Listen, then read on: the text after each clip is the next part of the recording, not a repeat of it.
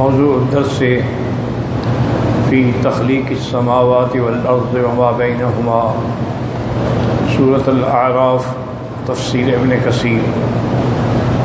الحمدللہ رب العالمین والصلاة والسلام علی اشرف الانبیاء وسید المرسلین سیدنا محمد وعلی آلہ واصحابہ اجمعین۔ اللہم صل علی سیدنا محمد وعلی آل سیدنا محمد کما صلیت علی ابراہیم وعلی آل ابراہیم فی العالمین انکا حمید مجید۔ اعوذ باللہ من الشیطان الرجیم، بسم اللہ الرحمن الرحیم۔ ان ربکم اللہ الذی خلق السماوات والارض فی ستۃ ایام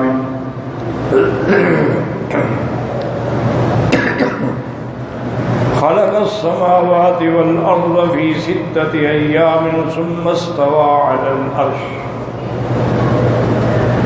یغشی اللیل النہار یطلبہ حثیثا والشمس والقمر والنجوم مسخرات بأمره ألا له الخلق والأمر تبارك الله رب العالمين۔ اب ان آیات مبارکہ میں اللہ تبارک و تعالی اپنی قدرت کاملہ کا بیان فرماتے ہیں، کیونکہ جیسے آپ نے الحمدللہ پہلے پڑھا ہے، ذکر تھا آخرت کا اور اس میں احوال جنت اور جہنم، اصحاب الجنہ اصحاب النار۔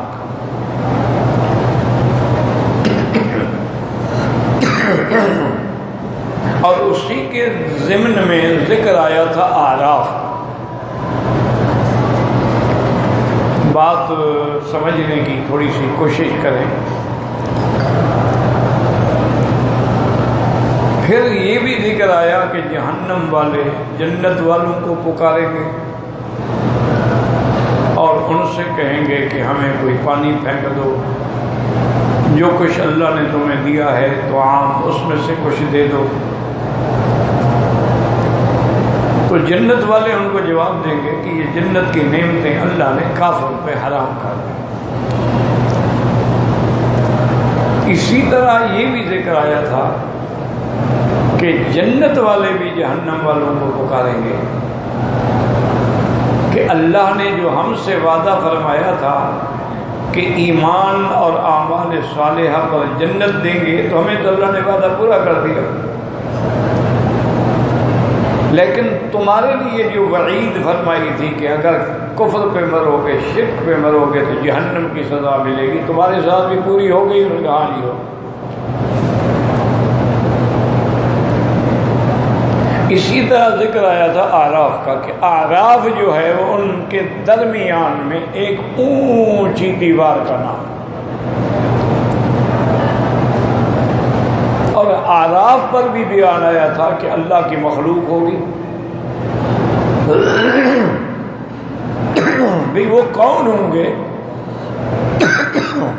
کہ نہ جنت میں ہیں نہ جہنم میں، درمیان میں کھڑے ہیں؟ تو تمام مفسرین کے نزدیک راجح قول یہ تھا کہ یہ وہ لوگ ہیں جن کی نیکیاں اور گناہ برابر ہو جائیں۔ قیامت میں نیکیوں کا وزن ہوگا، برائیوں کا بھی وزن ہوگا۔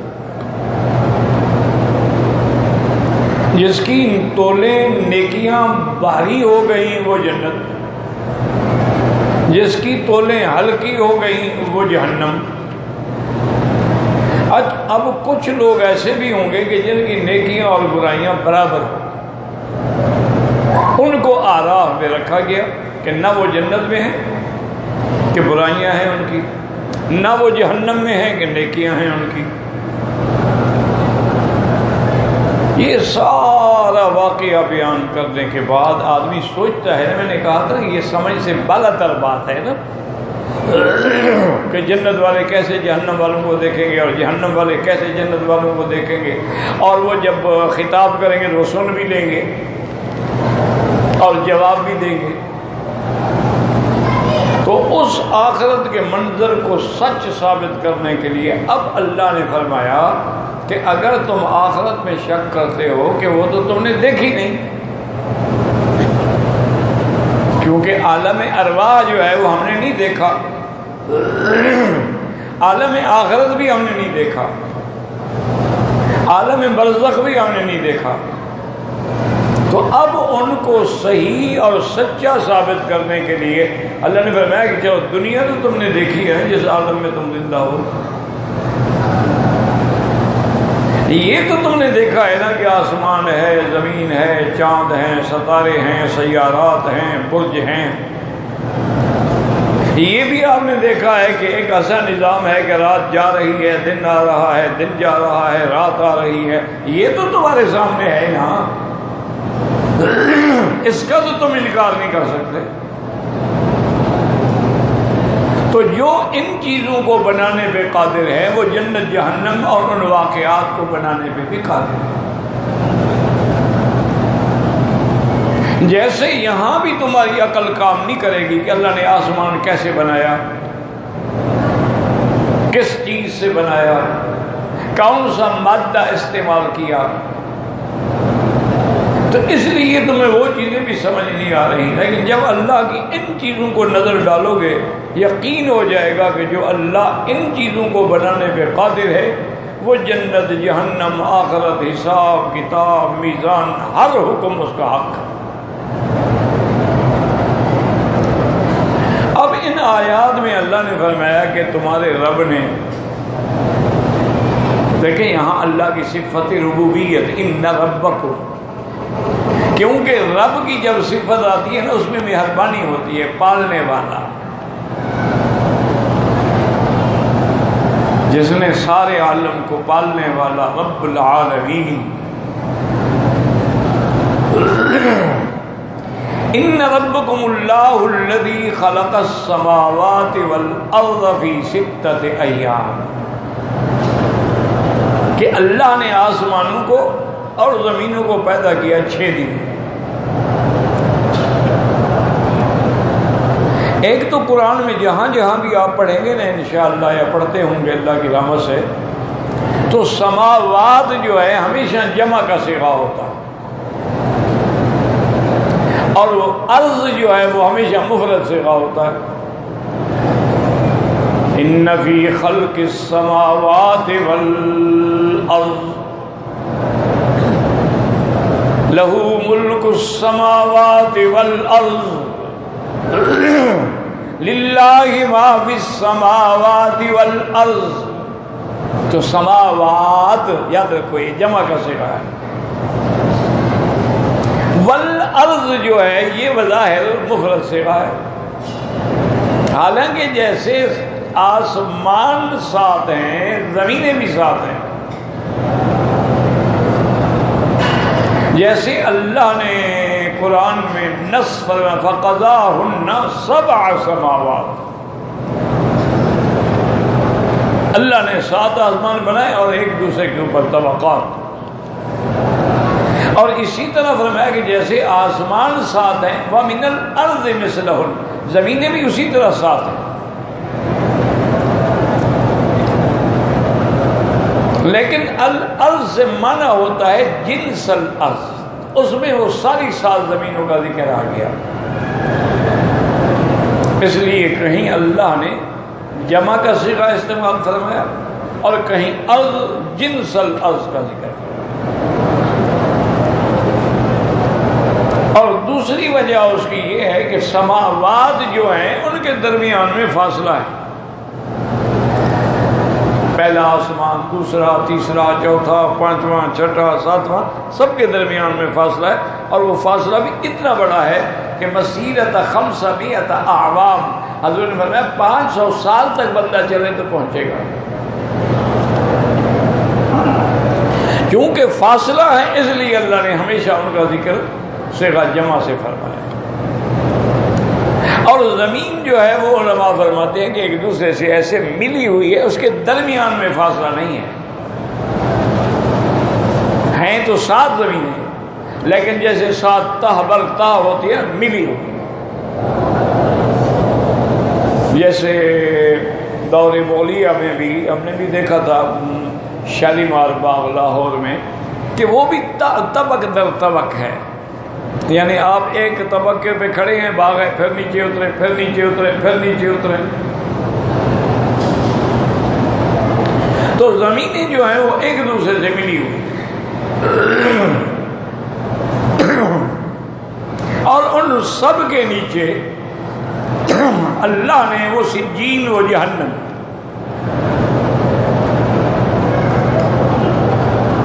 ایک تو یہ مسئلہ سمجھ لیں کہ آسمان بھی 7 ہے، زمینیں بھی 7 ہیں، لیکن آسمانوں کے درمیان فاصلہ ہے، زمینوں کے درمیان فاصلہ نہیں۔ اور دوسری بات یہ سمجھیں کہ اللہ نے فرمایا کہ اللہ نے ان سب چیزوں کو پیدا فرمایا 6 دن میں۔ 6 دنوں سے کون سے دن مراد ہیں؟ تو مفسرین نے لکھا ہے کہ اتوار سے شروع ہوا اور جمعہ پہ آ کے ختم ہو گیا۔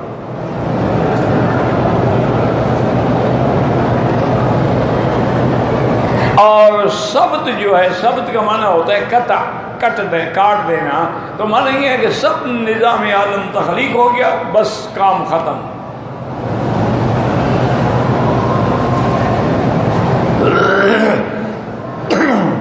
اسی لیے یہودی جو ہے نا وہ سبت والے دن کو چھٹی مناتے ہیں۔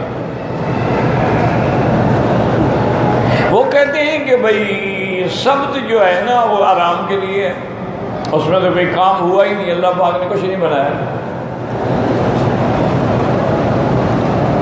اور یہود جو نصارہ جو ہیں وہ کہتے ہیں کہ نہیں، اتوار کی چھٹی ہے، کیونکہ سب سے پہلے تو اتوار والے دن سے تخلیق شروع ہوئی ہے۔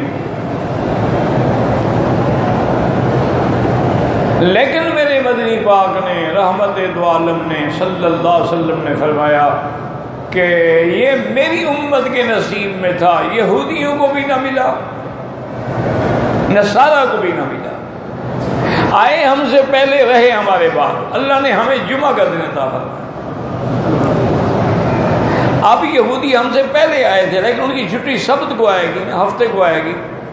نصارہ ہم سے پہلے آئے تھے، ان کی چھٹی اتوار کو آئے گی، ہم سب سے پہلے ہو گئے جمعہ کو۔ اور جمعہ کا دن جو ہے وہ یوم العید ہے مسلمانوں کے لیے۔ یوم الجمعہ جو ہے اسی میں اللہ نے آدم علیہ السلام کی تخلیق کی، یعنی مبدأ انسانیت، انسانیت کا اصل حضرت آدم ہے، ان کو جمعہ کے دن پیدا کیا گیا، اور جمعہ کے دن ان کو جنت میں داخل ہونے کی اجازت ملی۔ جب اللہ نے حکم دیا نا کہ یا آدم اسکن انت وزوجک الجنہ، وہ بھی جمعہ کا دن تھا۔ اور اللہ کی شان ہے جنت سے نکالا جب گیا وہ بھی جمعہ کا دن تھا۔ اور اسی طرح حضور پاک نے فرمایا کہ جمعہ کے دن ہی قیامت قائم ہو، وہ بھی جمعہ کا دن ہو۔ تو اس لیے جمعہ کے دن کے اندر بڑے فضائل ہیں، حتیٰ کہ بعض علماء تو فرماتے ہیں کہ سارے سال میں افضل دن جو ہے وہ جمعہ ہے۔ اور جمعہ کے اندر اللہ نے ایک ساعت مستجابۃ، ایک ایسی گھڑی ہے کہ اس میں جو اللہ سے مانگو مل جاتا ہے۔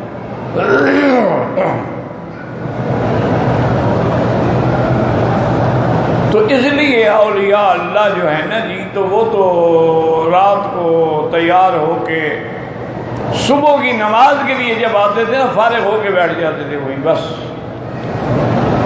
پھر شام کو سورج غروب ہوگا تو اٹھے گا اللہ کے ذکر میں، اللہ کی دعا میں، کہ بھی اسی 12 گھنٹے میں ہی وہ کوئی گھڑی ہوگی نا، سارا دن وہ ذکر فکر میں مشغول رہتے تھے. کیونکہ یہ ضروری نہیں ہوتا کہ آپ دعا ہی مانگیں، آپ قرآن پڑھیں یہ بھی دعا ہے، آپ ذکر کر رہے ہیں یہ بھی دعا ہے، آپ نماز پڑھیں یہ بھی دعا ہے. اصل تو اللہ کی عبادت میں مشغول ہے.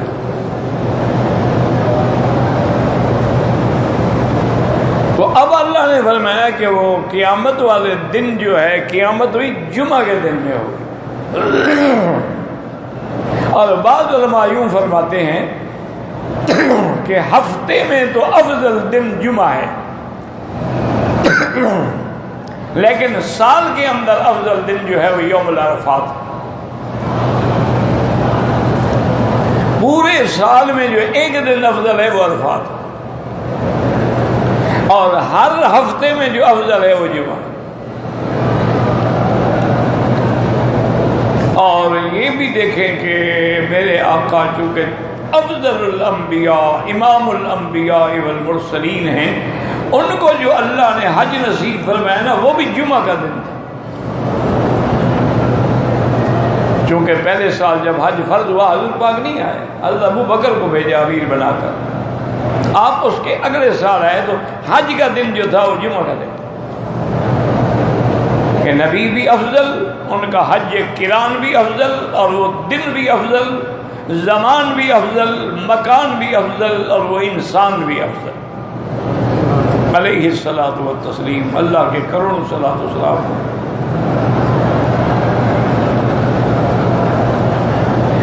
اسی طرح ایک یہودی حبر میں، حبر کہتے ہیں احبار، حبر احبار جمع ہے، حبر مفرد ہے، علماء کو کہتے ہیں احبار. اور اسی طرح قرآن میں آتے ہیں احبارہم و رہبانہم. رہبان کہتے ہیں وہ جیسے ہمارے یہاں مثلا صوفی کہلاتے ہیں، وہ رہبان، کہ ان کا کام صرف عبادت ہوتا ہے، دنیا سے کٹ جاتے ہیں، بس ہر وقت وہ اپنی ذکر و فکر میں مشغول رہتے ہیں، وہ رہبان کہلاتے ہیں. اور جو علماء تھے ان کے وہ احبار کہلاتے ہیں. احبار جو ہے نا یہ حبر سے ہے، یاد رکھو. ایک تو اس کا معنی یہ ہوتا ہے کہ زینت، کبھی چونکہ علماء جو ہے نا وہ دنیا کے لیے زینت ہوتے ہیں. ایک عالم جو ہے وہ پورے عالم کے لیے زینت ہوتا ہے. اسی لیے ہے نا کہ موت العالم موت العالم، کہ جب کوئی عالم مر جائے تو سمجھو گویا عالم مر گیا. اور ایک جو ہے حبر جو ہے وہ سیاہی جو ہے نا، آپ کہتے ہیں نا حبر، اس کو بھی حبر کہتے ہیں. تو لکھا ہوا جو ہے وہ ہزاروں سال باقی رہتا ہے. دیکھو نا آج بھی ماشاءاللہ ہزاروں سال پہلے کی کتابیں ملتی ہیں لکھی ہوئی. تو معنی یہ ہے کہ علماء کا ذکر بھی باقی رہتے. عام بندہ ہے، بڑا آدمی ہے، کچھ ہے، مر گیا 2 دن 4 دن ہفتے کے مہینے 2 مہینے کے بعد سب بھول گئے، لیکن عالم کا ذکر باقی رہا. آپ دیکھیں امام بخاری رحمۃ اللہ علیہ کب فوت ہوئے، امام مسلم، امام نسائی، اسی طرح ائمہ فقہا، امام ابو حنیفہ رحمۃ اللہ، امام شافعی، امام مالک، امام احمد بن حنبل رحمہ اللہ. کتنا عرصہ ہو گیا ان کی وفات کو، لیکن آج بھی دنیا میں کوئی دین کا ایسا مدرسہ نہیں ہے جہاں ان کا ذکر نہ ہو. اور ہر آدمی نام لے گا تو کہے گا رحمت اللہ علیہ. بڑے بڑے بادشاہ مر گئے، بڑے بڑے فیلڈ مارشل اور مر گئے، کوئی نام ہی نہیں لیتا. لیکن وہ فقیر بوریا نشین جن کا نہ گھر تھا نہ در تھا نہ بال تھا نہ کچھ تھا، وہ سب کو یاد ہے.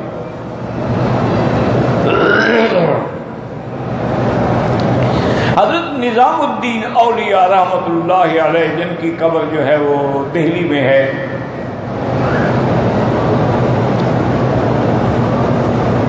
وہ اپنے دور میں ایک بہت بڑے اولیاء اللہ میں سے گزرے ہیں. تو بادشاہ نے ان کو دعوت بھیجی کہ میرے پاس آئیں. انہوں نے انکار کر دیا. انہوں نے کہا ہم فقیروں کا کیا کام. نعم الامیر علی باب الفقیر، امیر غریب کے دروازے پہ آئے تو اس کی شان ہوتی ہے، لیکن بئس الفقیر والا باب الامیر، فقیر بڑوں کے دروازے پہ جائے تو پھر اس کی عزت ختم ہو جاتی ہے. بھئی یہ کیا کرنے آیا ہے، کچھ مانگنے آیا ہے؟ انہوں نے فرمایا کہ بھائی ہم فقیر لوگ ہیں، ہمیں بادشاہ سے کیا کام. اس نے پھر بلایا، انہوں نے کہا بھئی مجھے کام ہوگا تو میں آ جاؤں گا، مجھے تو کام ہے نہیں، اگر بادشاہ کو مجھ سے کام ہے تو میرے پاس آئے. بادشاہ ناراض ہو، انہوں نے اپنے اس وقت کے گورنر کو آرڈر کیا کہ میں آ رہا ہوں دہلی، لیکن میرے آنے سے پہلے جو ہے نظام الدین کو گرفتار کر کے میرے ملک کی حدود سے نکال دو، میں اس کو اب اپنے ملک میں نہیں رہنے دیتا.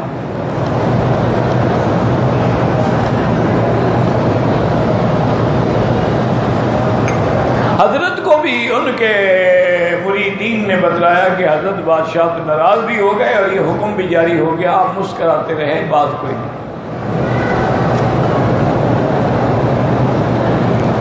کچھ دنوں کے بعد کچھ خاص شاگرد مرید جو تھے وہ آئے، انہوں نے کہا حضرت بادشاہ تو اب فلاں جگہ پہنچ گیا ہے، یعنی دہلی کے قریب آ گیا ہے.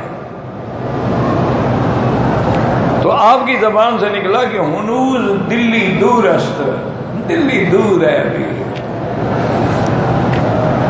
شاگردوں کو تو کوئی بات سمجھ نہ آئی کہ بادشاہوں کے لیے کیا دور ہے، ابھی تک قریب تو آ گیا ہے. خدا کی شان ہے کہ شام کو بادشاہ سلامت کسی ایک بہت بڑی انہوں نے جگہ بنائی تھی، کبھی کبھی ہاتھیوں کو اوپر چھت پہ لے جاتے تھے، تو نئے ہاتھی آئے تو ان کو چھت پہ بلا لیا دیکھنے کے لیے. اور چھاتیوں کے آنے سے چھت بیٹھ گئی، بادشاہ بھی بیٹھ گیا، جو تھے سارے مر گئے. مریدوں نے خبر دیا کہ ہاں دلی دور ہے، تو پہنچنے سے پہلے مر گیا تو میرا کیا قصور ہے. تو اس لیے وہ لوگ جو تھے نا ان کو دنیا والوں سے تعلق نہیں ہوتا، غرض نہیں ہوتی تھی نا. آج تو پیر ہوتے ہوئی ہیں جن کا بڑے لوگوں سے واسطہ ہو. تو بہرحال کہنے کا مقصد میرا یہ تھا کہ حبر کو احبار کہتے ہیں، ان کو رہبان کہتے ہیں. تو ایک حبر میں یہودیوں کے عالم نے حضرت امیر المومنین سیدنا عمر رضی اللہ تعالیٰ عنہ سے کہا، انہوں نے کہا کہ عمر لو نزلت هذه الآیت علی نبینا لجعلناہ عیدا. یہ جو آیت قرآن میں آپ کے نبی پہ اتری ہے نا، اگر موسیٰ علیہ السلام پہ اترتی نا ہم اس دن کو عید بنا لیتے. آپ نے فرمایا کون سی آیت؟ نے کہا قرآن میں لیا الیوم اکملت لکم دینکم واتممت علیکم نعمتی ورضیت لکم الاسلام دینا. تو اللہ نے تینوں نعمتیں، تکمیل دین، اتمام نعمت اور رضا الاسلام. تو یہ تو اتنی بڑی بات ہے کہ اللہ نے دین مکمل کر دیا، نعمت پوری کر دی اور ان کے دین سے راضی ہو گیا. حضرت عمر مسکرائے، فرمایا یہودی تمہیں پتہ ہے یہ آیت کہاں اتری تھی؟ اس نے کہا، ان کا نزلت یوم عرفہ، یہ عرفات کے دن آیت اتری تھی. تو مسلمانوں کی دو عیدیں تھیں، ایک تو یوم عرفات عید تھا، ایک یوم الجمعہ بھی تو عید تھا نا. تو ہمارے یہاں تو دو عیدیں تھیں، تم تو ایک عید مناتے نا. باقی یہ ہر سال عید منانا ہے، میلاد منانا، یہ تو بدعات ہیں. اصل تو یہ ہے کہ وہ دن یاد رکھا جائے. تو اس لیے ہمیشہ یاد رکھیں کہ اللہ نے اس عالم کو 6 دنوں میں بنایا. اب یہاں اشکال یہ ہے کہ جب آسمان ہی نہیں تھا، زمین ہی نہیں تھی، چاند سورج تارے بھی نہیں تھے، تو دن کہاں سے آ گئے؟ بھئی دن نام ہے نا کہ سورج نکلے گا، غروب ہوگا، دن ختم ہو گیا. رات آ گئی، پھر صبح سورج نکلے گا، رات ختم ہو گئی. تو اس وقت تو نہ دن تھا، نہ رات تھی، نہ سورج تھا، نہ چاند تھا. تو 6 ایام 6 دن اللہ نے کیسے فرمائے؟ دن تو تھے ہی نہیں۔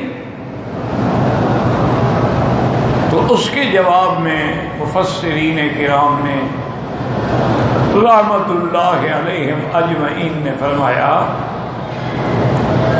کہ 6 دن کا نام لے کے معنی یہ ہے کہ جو تمہارے یہاں دن ہے نا اس کا اندازہ کر لو، یعنی تمہارے یہاں دن جو ہے وہ 12 گھنٹے کا ہے تو 6 دن ہو تو 72 گھنٹہ ہو گیا۔ اپنے آج کے دن سے اندازہ کر لو کہ تمہارے جو 6 دن گزرتے ہیں اتنی دیر میں اللہ نے اس عالم کو بنایا۔ اور بعض علماء فرماتے ہیں کہ یہ دن جو ہے یہ دنیا والے دن نہیں ہیں، یہ وہ آخرت والے دن ہیں کہ ان یوما عند ربک کألف سنۃ مما تعدون، تیرے رب کے ہاں قیامت میں جو دن ہے وہ 1000 سال کے برابر ہے۔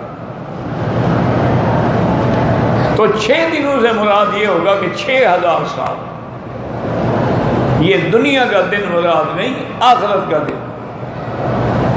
اور دنیا کا دن جو ہے نا آپ نے دیکھا 12 گھنٹے ہیں، لیکن آخرت کا دن جو 1000 سال کے برابر۔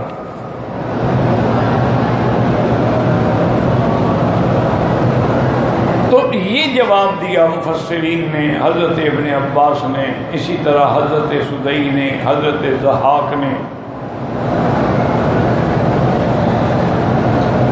اب سوال یہ پیدا ہوتا ہے کہ 6 دنوں سے یہی دن مراد ہوں یا چاہے 6000 سال مراد ہوں۔ سوال تو یہ ہے کہ اللہ تعالیٰ کی شان تو یہ ہے کہ وہ جو چاہیں کن فیکون سے پیدا ہو جاتے ہیں، 6 دن لگانے کی کیا ضرورت تھی؟ بھائی اللہ نے قرآن میں فرمایا انما امرہ اذا اراد شیئا ان یقول له کن فیکون فسبحان الذی بیدہ ملکوت کل شیء والیہ ترجعون۔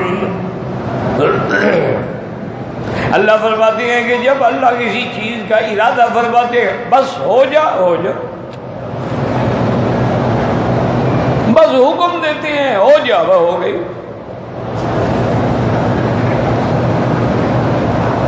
اسی طرح قرآن میں وما امرنا الا واحدۃ کلمح بالبصر، ہمارا حکم یہ نہیں ہے کہ ہم بار بار کہیں بس نہیں، پلک جھپکنے کی دیر میں وہ ہو جاتی ہے ہر چیز۔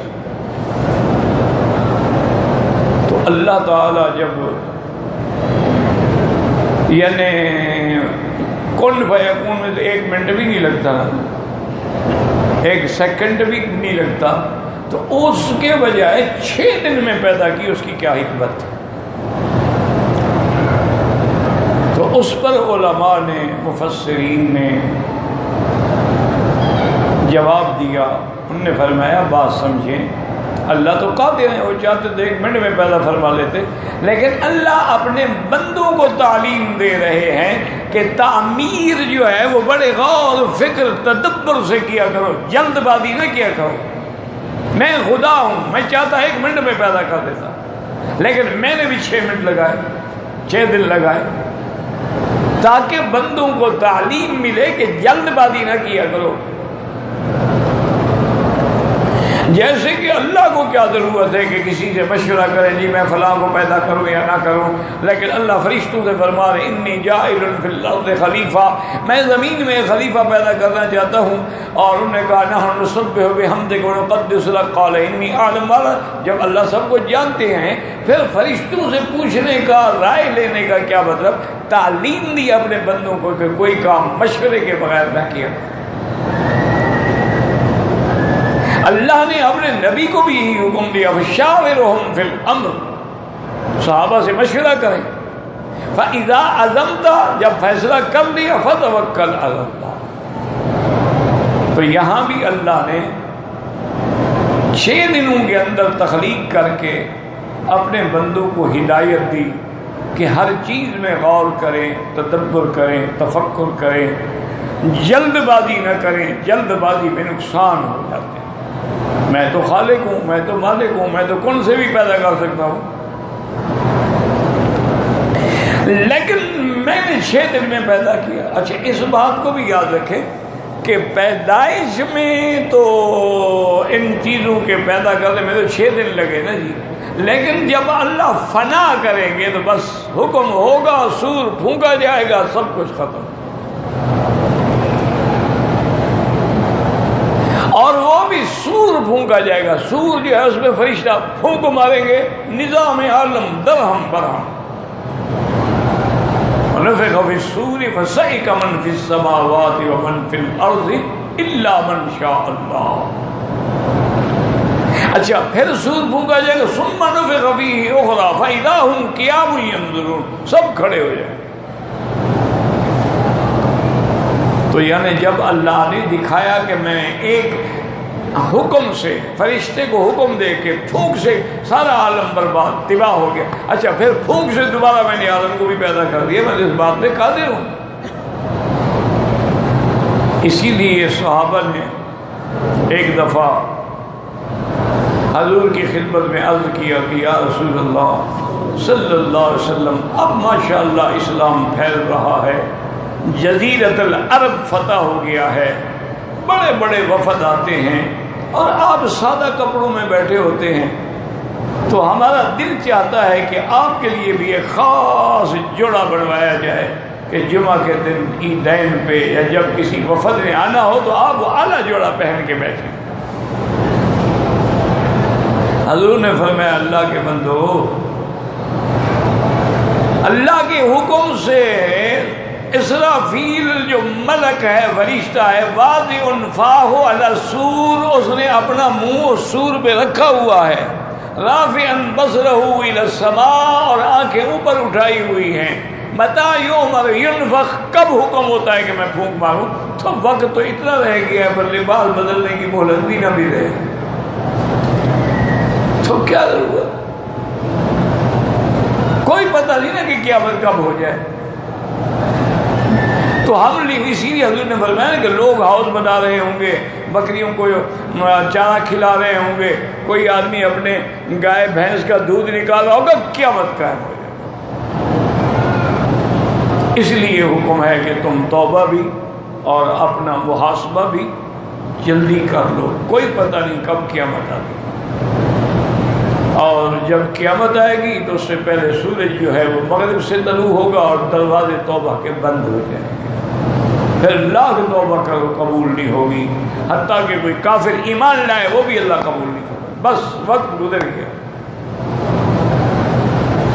تو اس لیے اب اس بات کو اچھی طرح سمجھ لیں کہ اللہ نے آسمانوں اور زمینوں کو پیدا فرمایا 6 دن، یا تو یہی دنیا کے 6 دن یا پھر آخرت والے 6 دن، اور اتنے دن میں کیوں کیا؟ تاکہ اپنے بندوں کو تعلیم دے سکیں، اپنے بندوں کی تربیت کر سکیں گے، میرے بندوں کسی مسئلے میں جلدی نہ کیا کرو، ورنہ میں تو قادر ہوں جب چاہوں گا فنا کرنے کے لیے، تو ایک پھونک مارنے سے فرشتے کے سارا عالم فنا ہو جائے گا۔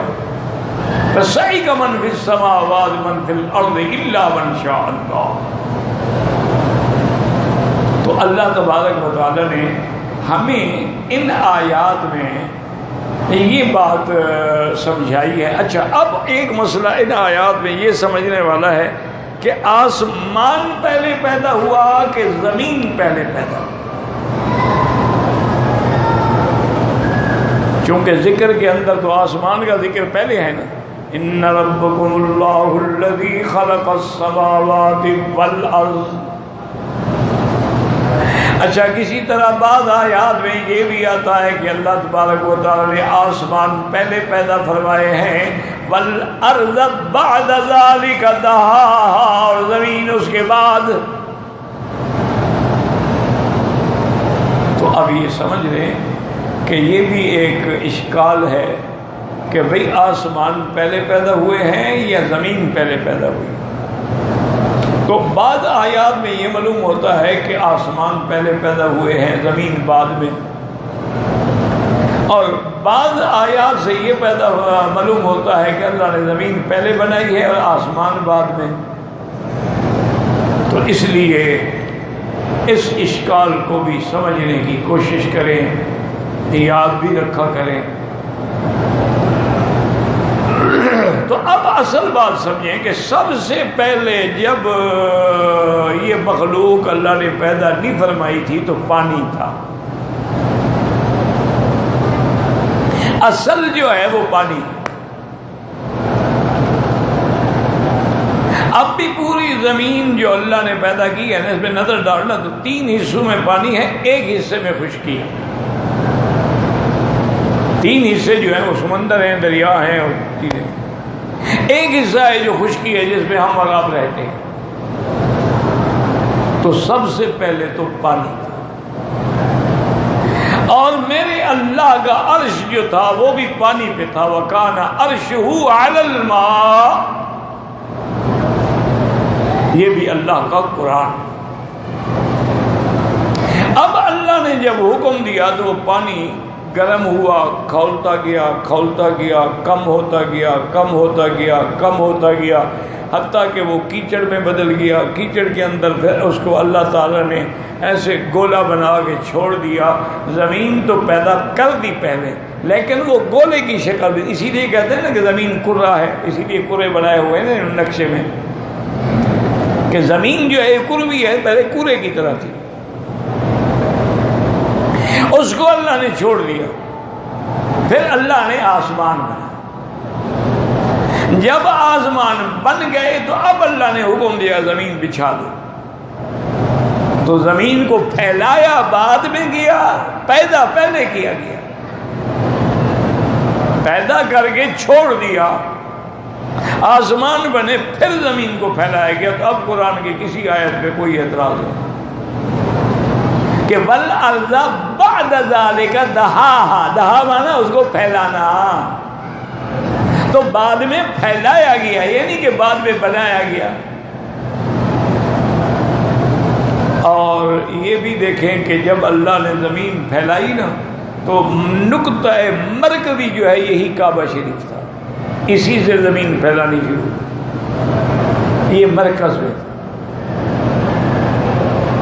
یہاں سے اللہ نے حکم دیا اور زمین پھیلتی گئی۔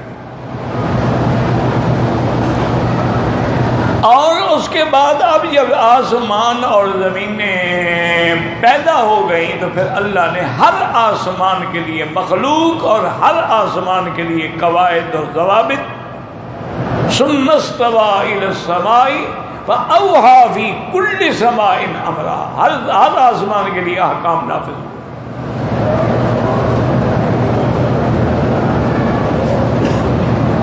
اور یہ بھی یاد رکھیں کہ پھر ہر جگہ کی مخلوق بھی الگ ہے، جیسے آپ دیکھو نا دنیا میں پانی کی مخلوق الگ ہے، خشکی کی مخلوق الگ ہے، اچھا جو فضاؤں میں ہے ہواؤں میں ہے وہ مخلوق الگ ہے، اسی طرح آسمانوں کی مخلوق فرشتے ہیں، زمین کی مخلوق جو ہے وہ انسان اور جن ہے، اسی طرح پھر جانور ہیں، اسی طرح پرندے ہیں، یہ ساری مخلوق جو ہے سب کے لیے اللہ نے اپنی اپنی جگہ کا ٹھکانہ بنایا۔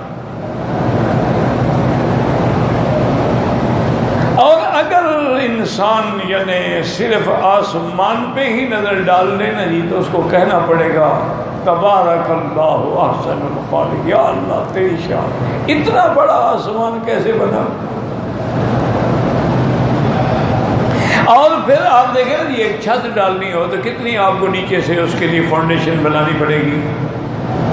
تو اللہ نے تو آسمان کو بنایا، نہ کوئی ستون ہے، نہ کوئی کرینیں پکڑی ہوئی ہیں، نہ کوئی رسے لگے ہوئے ہیں کہ توازن قائم رہے۔ اور پھر وَالسَّمَاءَ بَنَيْنَاهَا بِأَيْدٍ، ہم نے اپنے ہاتھوں سے بنایا، وَإِنَّا لَمُوسِعُونَ۔ اور پھر آسمان کتنا رفع سمکہا فسواہا، کتنا اونچا بنایا،